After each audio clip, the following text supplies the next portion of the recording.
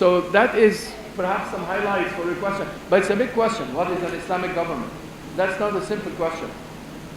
What do scholars do about unity of Muslims and so on? Well, scholars have a duty to unite and not divide Muslims. Scholars have a duty to look for the common ground amongst the different schools and different opinions, and in order for them to be a uniting force, not a dividing force. They have a duty to advise the governments and politicians and big business people. They have a duty, a moral duty if you wish. To speak in English, they have the moral duty of the society.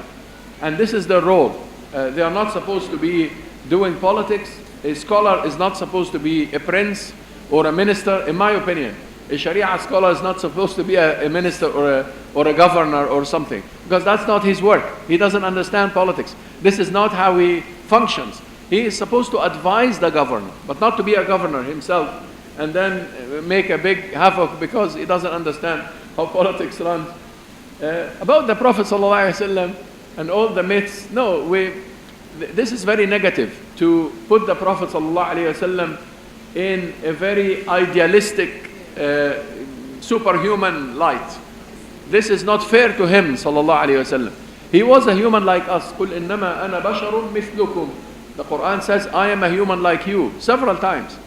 So he was a human like us. And yes, he ate and drank and he went to the washroom and he got married and he got divorced and he had children and he died and he got sick. He was not a superhuman.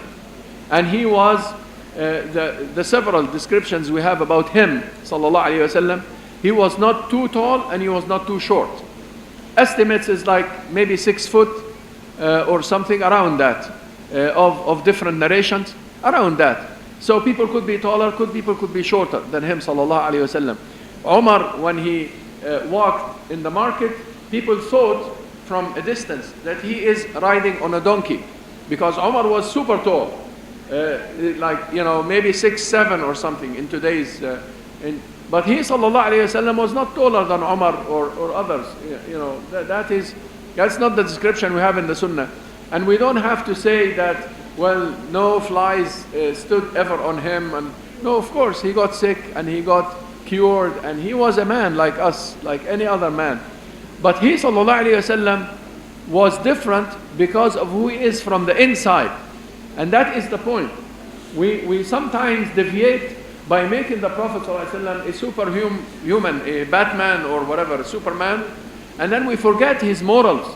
We forget that he never beat a wife, and he never had a war unless people go against him, and he never stopped smiling, sallallahu alaihi wasallam, even in the worst of the times of his life.